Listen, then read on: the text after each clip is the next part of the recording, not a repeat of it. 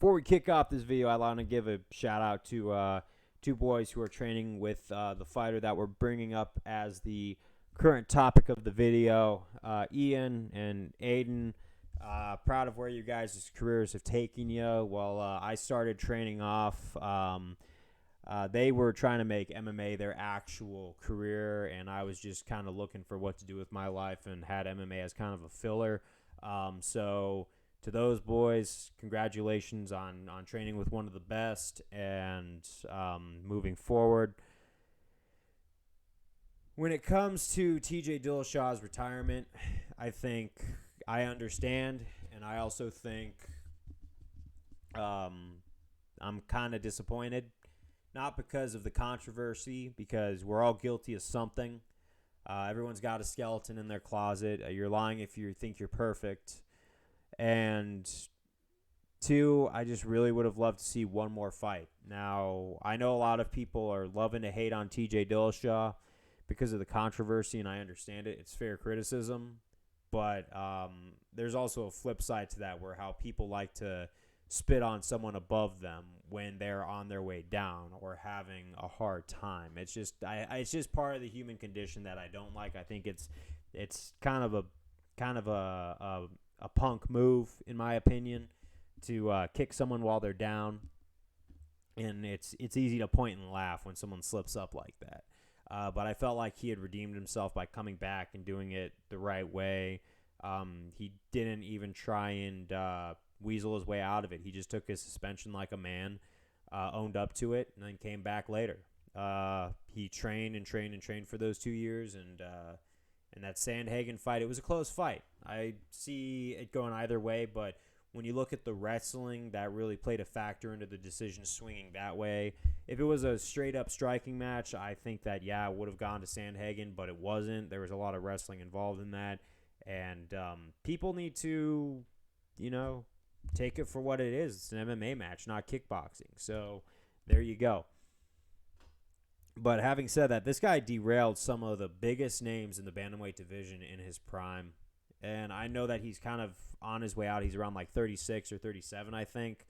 And he's going up against Aljamain Sterling, who's just a terror. Like, I know a lot of people like to hate on that guy too and say, but I think he's earned my respect as the champion currently too, because he won the rematch against Petr Yan, and now he did that to TJ.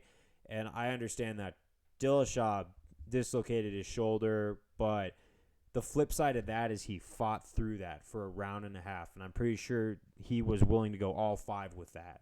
And someone with that much heart and that much determination, you have to give them credit where credit is due. That took stones. That took cojones, the size of Jupiter. That guy, there's a reason, not just his physical talents with or without the EPO, but his mental talents and his strength here and his willingness to push forward just shows what can happen if you do not give up. And maybe he should have called it after the first round, but he went back in there.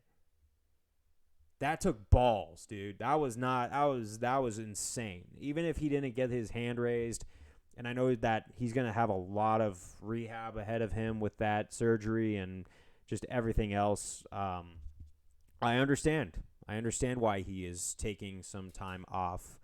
I understand why he's getting away from the sport altogether. Because, when you're that old and you got that much rehab to do, you have to make a choice. Am I going to do this and risk my health further, or can I look at all these other avenues that I've set up for myself to provide for my family and to provide for my son? Because he's a father, he's a husband, he's got a bunch of business opportunities ahead for sure, and he's teaching, obviously, which is making him some money. He's probably going to release supplements or something like that. There's a lot of different avenues he could go down with a career like that, and the name he's built and the following he still has, he's got so many avenues to make a living that he's probably making the smart decision, because once you realize you're not there for the belt, if I was in his position, I'd probably do some fan favorite fights to go out on some encores, but you're not going to tell a UFC champ what to do.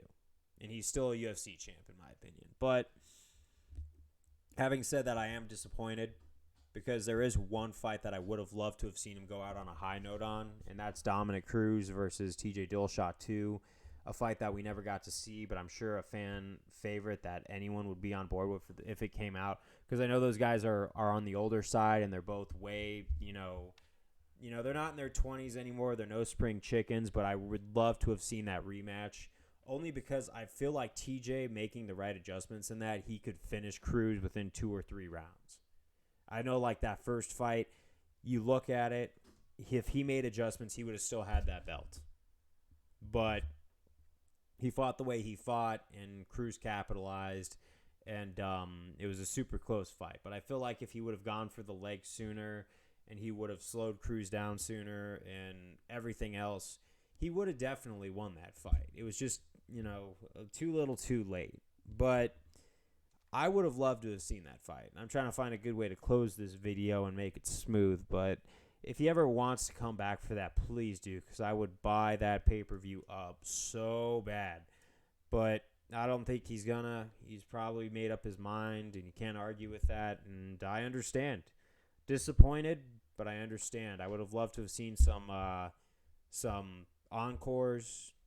I like it when guys like Frankie Edgar and Jose Aldo stay past their belt days and continue to fight and give a show and be names to bring to the pay-per-view, because seeing these nostalgia fights and these fighters from the old times continue on going until they say, okay, I've had enough of it, right?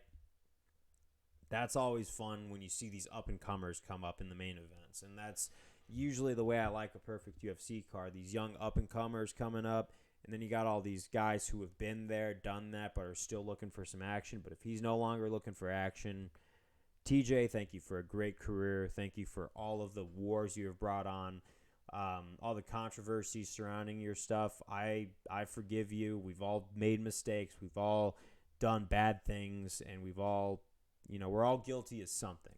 Everyone in my eyes has a skeleton in their closet, and that's that. But thank you very much. Thank you for watching this. I'm putting this up on every platform because this is a MMA video worth putting out there. But thank you very much, TJ, for an amazing career. Peace.